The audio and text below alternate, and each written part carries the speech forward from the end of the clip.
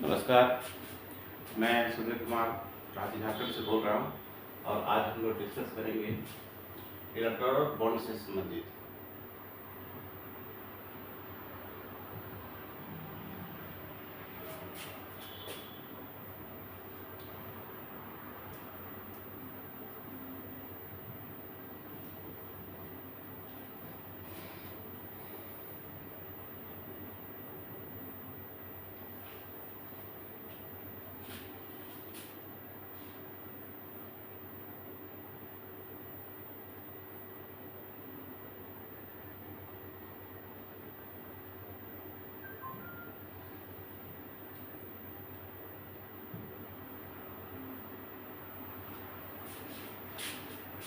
नमस्कार, आज हम लोग देख रहे हैं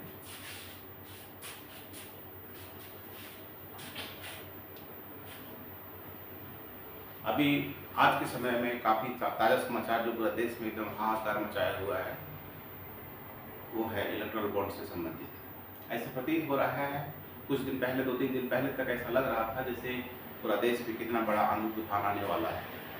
सुप्रीम कोर्ट ने इसमें अपनी भूमिका निभाने का प्रयास किया है। कितना सही किया, कितना गलत किया, अभी हम लोग विश्लेषण करेंगे।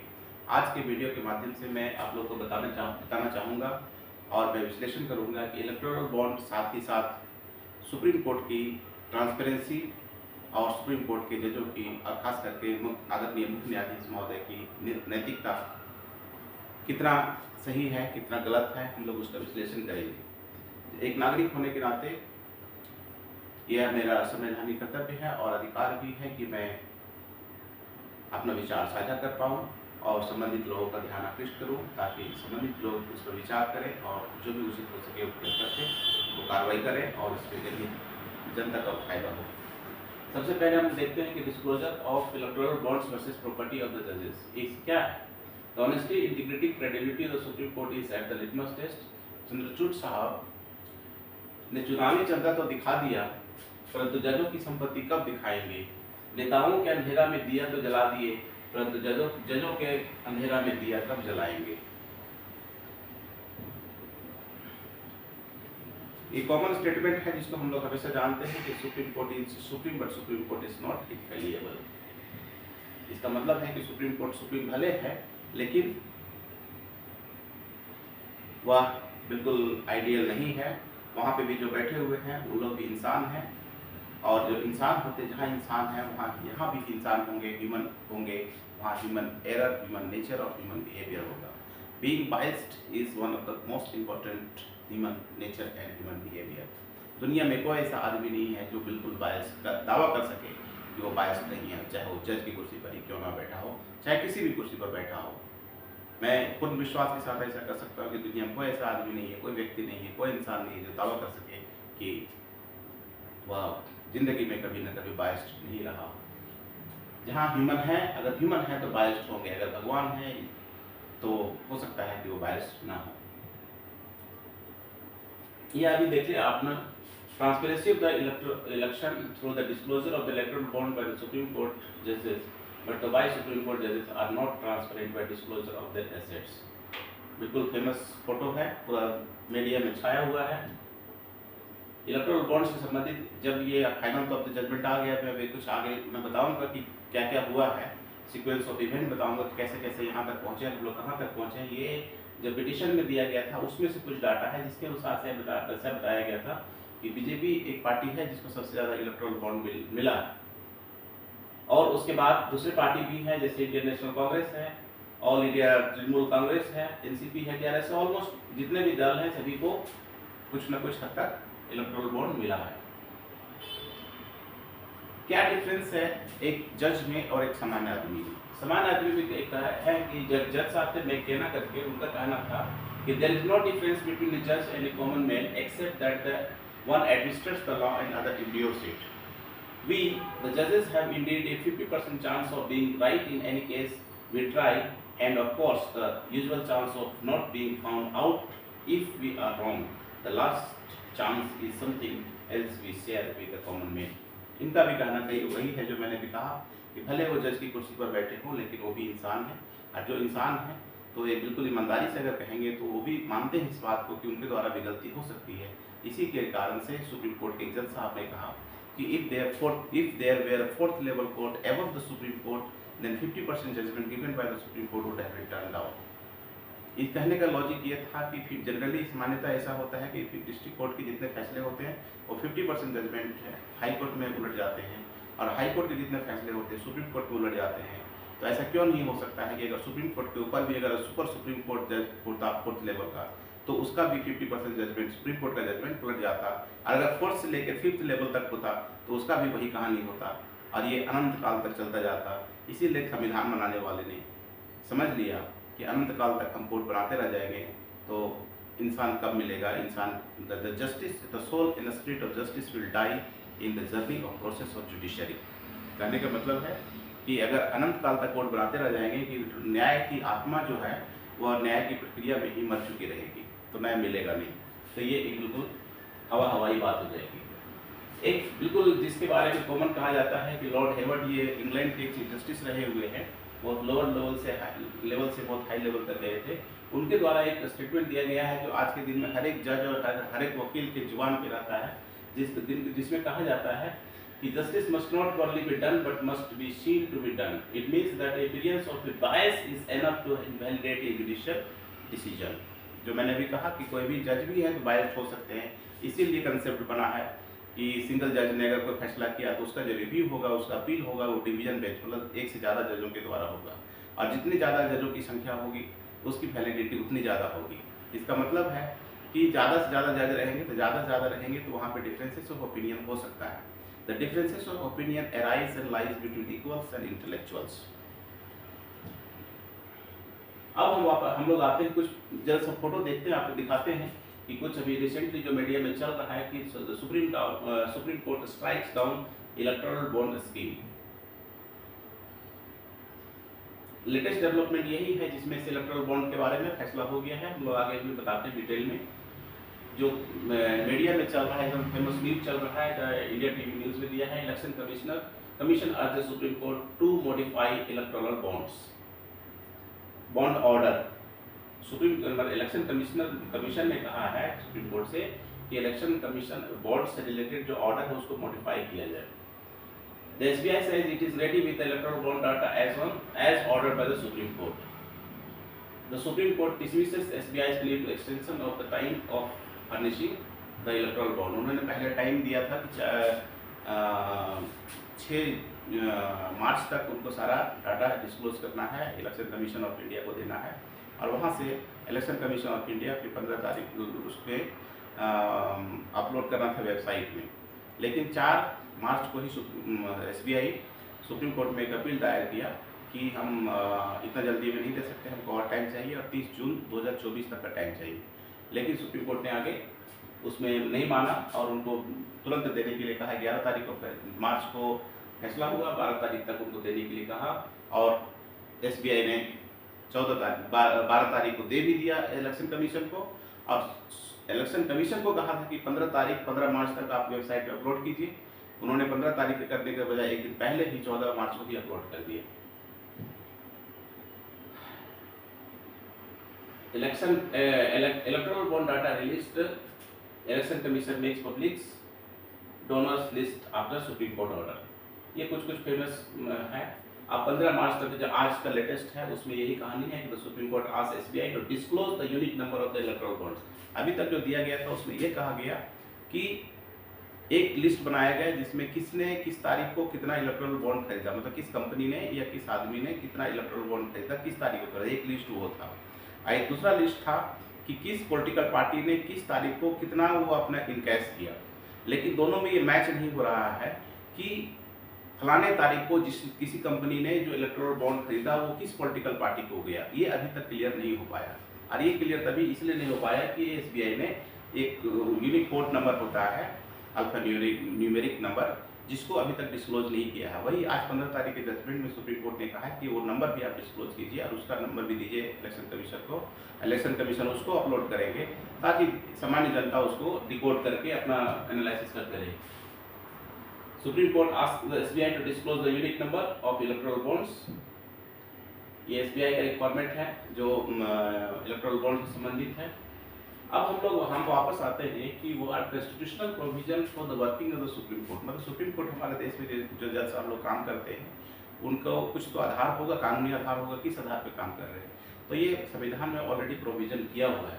और प्रोविजन जो किया हुआ है उसमें क्या है, तो आर्टिकल 131 से लेके 146 तक जनरली इसी आर्टिकल में सारा सुप्रीम कोर्ट कैसे काम करेंगे, उनको appointment, transfer, promotion, appointment, transfer, even impeachment वगैरह सब कुछ इसमें जिक्र किया हुआ है।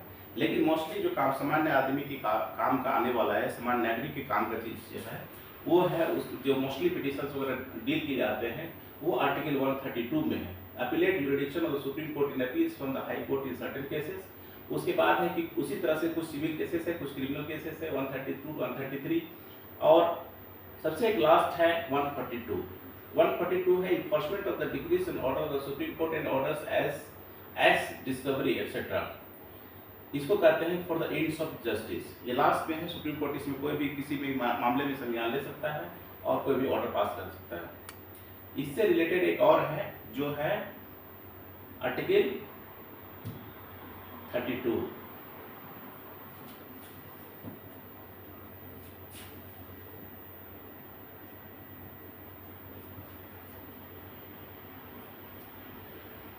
आर्टिकल 32 ऐसा है कि remedies for the enforcement of the right of the confirmed by this part में द कॉन्स्टिट्यूशन आर्टिकल कॉन्स्टिट्यूशन है लीगल रिमेडीज है। ये every citizen has right for the legal remedy, जिसके तहत में आर्टिकल 32 के तहत में कोई भी नागरिक सीधा सुप्रीम कोर्ट जा सकता है to ensure the protection of their fundamental rights. इसी पर बहुत कंट्रोवर्सी हुआ है कि सुप्रीम कोर्ट कुछ सिलेक्टिव पिक एंड चूज के रूप में किसी नागरिक का डायरेक्टली सुप्रीम कोर्ट में इंटरटेन कर लेते हैं और किसी को कहते हैं पहले डिस्ट्रिक्ट कोर्ट जाओ, पहले हाई कोर्ट जाओ। और जब तक डिस्ट्रिक्ट कोर्ट हाई कोर्ट जाओ उसके बाद सुप्रीम कोर्ट आते आते काफ़ी टाइम लगेगा और किसी को सीधा सुप्रीम कोर्ट में क्यों लिया जाता है। तो इस पर सुप्रीम कोर्ट के इंटीग्रिटी, क्रेडिबिलिटी पे कई बार क्वेश्चन उठ चुका है। अभी रिसेंटली कपिल सिब्बल ने साहब ने भी इस पर क्वेश्चन उठाया है कि आप सिलेक्टिव पिक एंड चूज करते हैं, जो जहाँ पिक एंड चूज होगा वहाँ फेवरेटिज्म होगा और जहाँ फेवरेटिज्म होगा तो ये मतलब डिस्क्रिमिनेशन है। और डिस्क्रिमिनेशन जो है संविधान में अलाउ नहीं है। इसका मतलब है कि सुप्रीम कोर्ट भी डिस्क्रिमिनेशन कर रहा है और संविधान का उल्लंघन भी कर रहा है।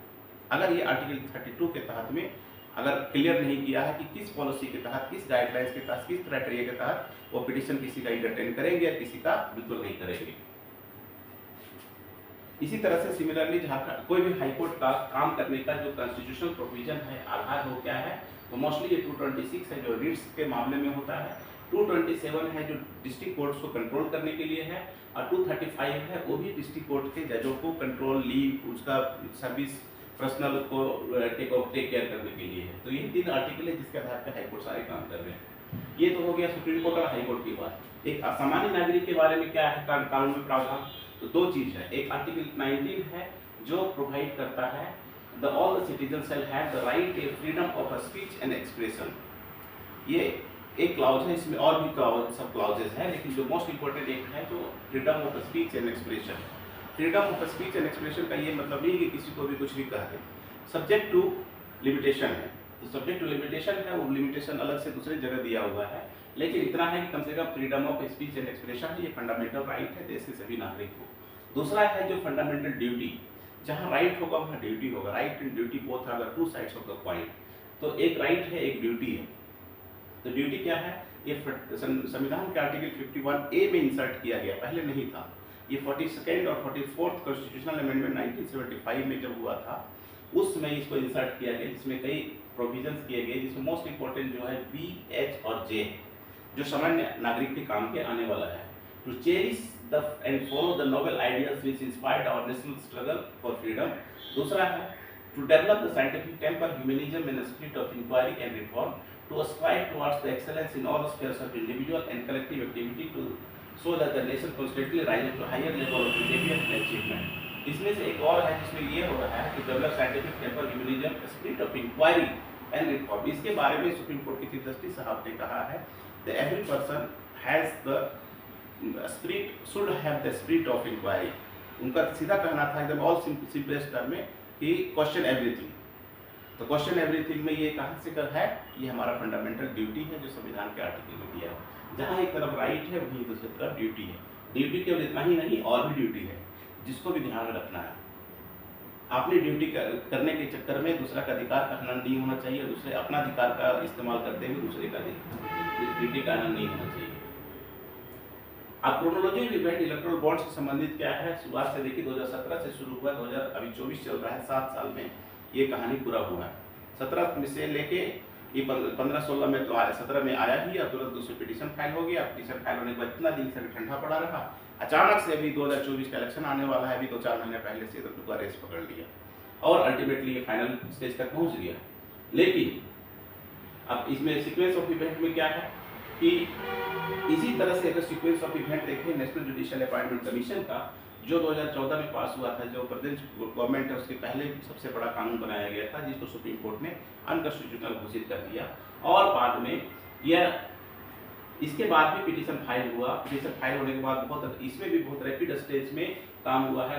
देख रहे हैं कि 2015 में 14 भी पढ़ा था, लेकिन वो प्री मैच्योर स्टेज था, इसलिए उसको इंटरटेन नहीं किया। लेकिन जैसे ही कानून बन गया उसके बाद बना और धीरे धीरे करके बहुत फास्ट इस पर सुनवाई हुआ है, मार्च 18, 19, 24 इस तरह से। और ये समर वेकेशन जनरली मार्च अप्रैल मई का महीना मई का होता है, जो जनरली सुप्रीम कोर्ट में छुट्टी का टाइम होता है, और उसमें छुट्टी के टाइम में इस कानून पर सुनवाई हुई और फैसला हुआ। और क्या हुआ फैसला? 4/1 के हिसाब से, मतलब 4 जज फेवर में, 1 जज अगेंस्ट में, कि उसको अनकॉन्स्टिट्यूशनल घोषित कर दिया गया। इसके बाद कुछ लोग सुप्रीम कोर्ट में ही, कुछ और दूसरे लोग ने ये पिटीशन फाइल किया कि जो नेशनल जुडिशियल अपॉइंटमेंट कमीशन को रद्द किया गया, अनकॉन्स्टिट्यूशनल घोषित किया गया, उसको दोबारा से सुना जाए और उसे वापस लाया जाए। उनका कहना है कि ये हमारे फंडामेंटल राइट का अधिकार का हनन हो रहा है कि हमें इक्वल अपॉर्चुनिटी नहीं मिल रहा पार्टिसिपेट करने का, हमें जज बनने का अपॉर्चुनिटी नहीं मिल रहा है। उनका आरोप ये है कि एक तरह से कॉलेजियम एक तरह से चोर दरवाजा है, जिसके तहत में कुछ सेलेक्टिव जज के परिवार रिश्तेदार लोगों को ही जज बना दिया जाता है, बाकी लोगों को मौका नहीं मिल पाता है, जो आर्टिकल 16 का भी उल्लंघन है।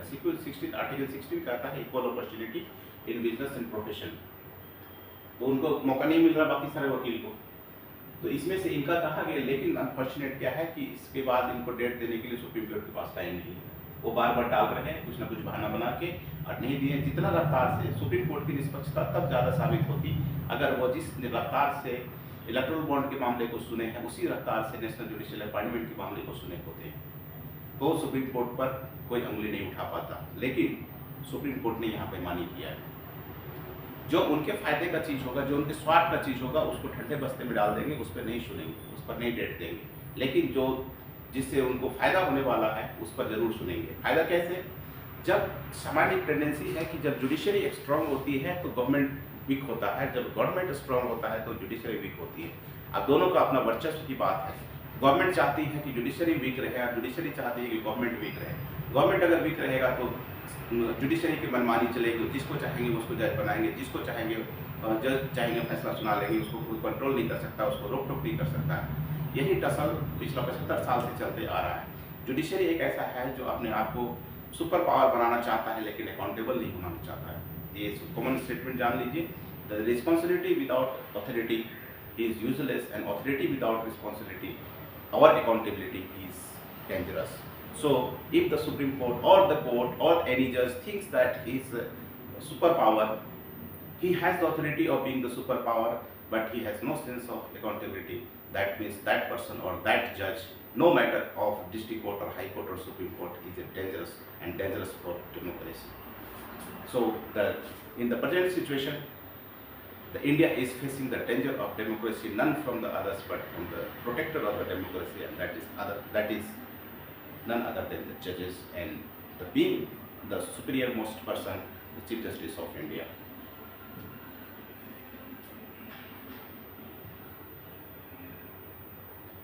Thank you.